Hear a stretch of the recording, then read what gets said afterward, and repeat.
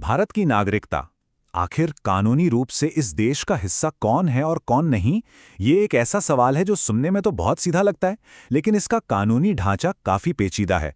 तो चलिए, आज के इस विश्लेषण में हम इस पूरे सिस्टम का एक ब्लूप्रिंट तैयार करते हैं और बहुत ही आसान भाषा में समझते हैं कि आखिर ये पूरा कानूनी फ्रेमवर्क काम कैसे करता है।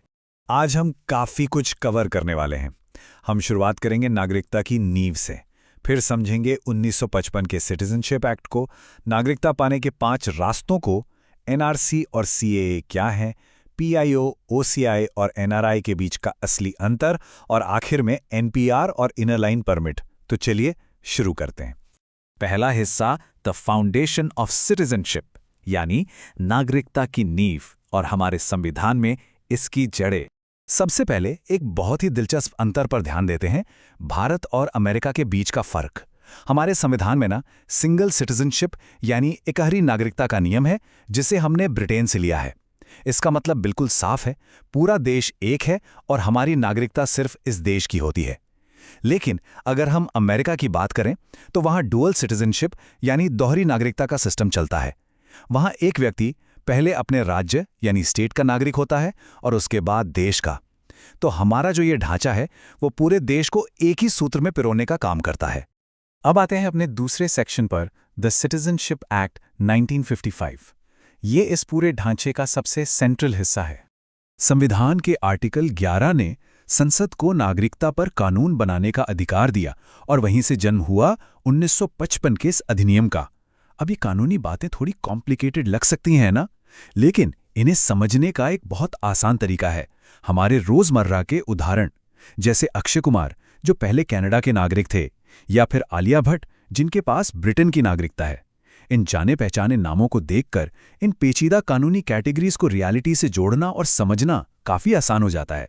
लेकिन एक बात जो यहाँ याद रखने वाली है वो ये कि 1955 का ये मूल कानून कोई पत्थर की लकीर नहीं है। समय और जरूरत के हिसाब से संसद ने इसमें अब तक 8 बड़े संशोधन यानी अमेंडमेंट्स किए हैं, जैसे 1986, 1992, 2003, 2005, 2015-16 और सबसे ताज़ा 2019 का बदलाव। ये दिखाता है कि नागरिकता का ये पूरा सिस्टम स्टैटिक नहीं है, बल्कि लगातार इवॉल्व होता रहता है। तो चलिए अब तीसरे सेक्शन की बात करते हैं, 5 पाथ्स टू सिटीजनशिप। आखिर वो कौन से 5 रास्ते हैं जिनसे कोई लीगली इस देश का नागरिक बन सकता है। पहला रास्ता है जन्म के आधार पर।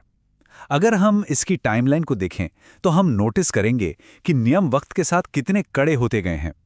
1950 में रूल बड़ा सिंपल था, अगर जन्म भारत की सीमा के अंदर हुआ है तो नागरिकता मिल गई। लेकिन फिर 1987 आया और एक नई शर्त जुड़ गई कि माता या पिता में से किसी एक का भारतीय होना जरूरी है। फिर 2003 आते आते ये नियम और भी स्ट्रिक्ट हो गए। अब माता या पिता में से एक भारतीय तो होना ही चाहिए और दूसरा कोई इल्लीगल माइग्रेंट यानी अवैध प्रवासी नहीं होना चाहिए। ये टाइमलाइन साफ बता रही है कि सुरक्षा और डेमोग्राफी को देखते हुए देश ने अपने नियम कितने टाइट कर लिए हैं। बिल्कुल इसी तरह दूसरा रास्ता है वंश यानी डिसेंट के आधार पर। ये उनके लिए है जो भारत के बाहर पैदा हुए हैं। 1950 में ये नियम थोड़ा पुरुष प्रधान था, पिता का भारतीय होना कंपलसरी था। पर 1992 में एक बहुत बड़ा और सकारात्मक बदलाव आया। अब माता या पिता दोनों में से किसी के भी भारतीय होने पर बच्चे को नागरिकता मिल सकती थी। लेकिन 2003 में यहां भी सख्ती बढ़ी और एक नया नियम जुड़ गया। अब बच्चे के जन्म के 1 साल के अंदर उसका रजिस्ट्रेशन भारतीय दूतावास यानी कॉन्सुलेट में करवाना जरूरी हो गया। तो पैटर्न वही है, नियम यहां भी कड़े होते गए। अब आते तीसरे और चौथे रास्ते पे, जो एप्लीकेशन बेस्ड हैं। पहला है रजिस्ट्रेशन और दूसरा है नेचुरलाइजेशन। रजिस्ट्रेशन उनके लिए है जो भारतवंशी हैं या किसी भारतीय से शादी करते हैं। इसके लिए कम से कम 7 साल तक भारत में रहना पड़ता है। वहीं दूसरी तरफ अगर कोई पूरी तरह से विदेशी है तो उसके लिए नेचुरलाइजेशन का रास्ता है, जिसके लिए 12 साल यहां रहना जरूरी है। और हां, इसमें एक काफी दिलचस्प एक्सेप्शन भी है। भारत सरकार चाहे तो किसी भी प्रतिष्ठित विदेशी व्यक्ति को भी यह नागरिकता दे सकती है, जैसे दलाई लामा जी को दी गई विशेष स्थिति। और आखिर में 5वां रास्ता अर्जन क्षेत्र यानी एक्विजिशन ऑफ टेरिटरी। ये सीधा सीधा जियोपॉलिटिकल तरीका है। मान लीजिए अगर भारत सरकार युद्ध, खरीद या किसी समझौते के जरिए कोई नया क्षेत्र ऑफिशियली हासिल करती है, तो उस जमीन पर रहने वाले लोग ऑटोमेटिकली भारत के नागरिक बन जाते हैं। ये इस पूरे फ्रेमवर्क का सबसे भौगोलिक और सीधा नियम है। अब हमने बेसिक्स तो कवर कर लिए, तो बढ़ते हैं चौथे सेक्शन की तरफ, डिकोडिंग एनआरसी और सीएए। ये नियम हाल ही के वर्षों में काफी चर्चा में रहे हैं। सबसे पहले समझते हैं एनआरसी को, यानी national register of citizens. Objective terms में कहें तो ये एक ऐसा रजिस्टर है जिसका मूल उद्देश्य इल्लीगल माइग्रेंट्स या अवैध प्रवासियों की पहचान करना है। इस रजिस्टर का बेस शुरू में 1971 के वोटर डेटा से बनाया गया था। और सबसे जरूरी कानूनी फैक्ट ये है कि एनआरसी को अपना लीगल बेस 2003 के नागरिकता संशोधन से मिला। ये बेसिकली डेमोग्राफिक्स को ट्रैक करने वाला एक टूल है। और अब बात आती है सीएए की, सिटीजनशिप अमेंडमेंट एक्ट 2019। इसके पैरामीटर्स बिल्कुल स्पेसिफिक हैं। इस कानून के तहत पाकिस्तान, अफगानिस्तान और बांग्लादेश से 31 दिसंबर 2014 से पहले भारत आए उन लोगों को नागरिकता देने का प्रावधान है जो गैर मुस्लिम धर्मों से बिलोंग करते हैं और भारत में लगातार 6 साल तक रह चुके हैं।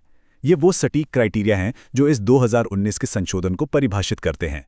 चलिए अब 5वें सेक्शन की तरफ बढ़ते हैं। पीआईओ, ओसीआई और एनआरआई, ये वो अल्फाबेट सूप है जिसमें हम अक्सर कंफ्यूज हो जाते हैं।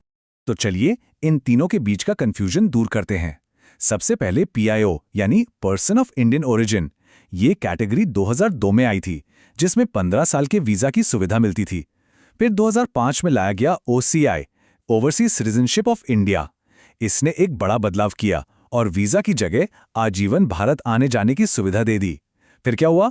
2015 में पीआईओ कैटेगरी को पूरी तरह से ओसीआई में मर्ज कर दिया गया। अब बचे एनआरआई। देखिए, एनआरआई पूरी तरह से भारत के ही नागरिक होते हैं। वो बस पढ़ाई या काम के सिलसिले में विदेश में रहते हैं और यही वजह है कि उनके पास भारत में वोट देने का अधिकार बरकरार रहता है। अब हम आ गए हैं अपने विश्लेषण के छठवें और आखिरी हिस्से पर, एनपीआर और इनर लाइन परमिट। ये दोनों टूल्स इंटरनल बॉर्डर्स और पॉपुलेशन ट्रैकिंग से जुड़े हैं। सबसे पहले बात करते हैं एनपीआर यानी नेशनल पॉपुलेशन रजिस्टर की। इसे लेकर अक्सर थोड़ा भ्रम रहता है, तो चलिए क्लियर करते हैं। एनपीआर सिर्फ नागरिकों का रजिस्टर नहीं है। यह देश में रहने वाले हर एक व्यक्ति का डेटाबेस है, चाहे वो भारतीय नागरिक हो या फिर देश में रह रहा कोई विदेशी। इसका प्राइमरी काम है देश में वर्तमान में रह रहे सभी लोगों की जानकारी को एक जगह इकट्ठा करना, बस एक व्यापक डेटा कलेक्शन। और अब आते हैं एक ऐसे तथ्य पर जो शायद थोड़ा हैरान कर दे, इनर लाइन परमिट या आईएलपी। क्या आपको पता है कि देश का एक वेरीफाइड नागरिक होने के बावजूद अरुणाचल प्रदेश, नागालैंड और मणिपुर जैसे राज्यों में जाने के लिए एक स्पेशल परमिशन लेनी पड़ती है? जी हां, और ये नियम आजकल का नहीं बल्कि 1873 के बंगाल ईस्टर्न फ्रंटियर रेगुलेशन के टाइम से चला रहा है।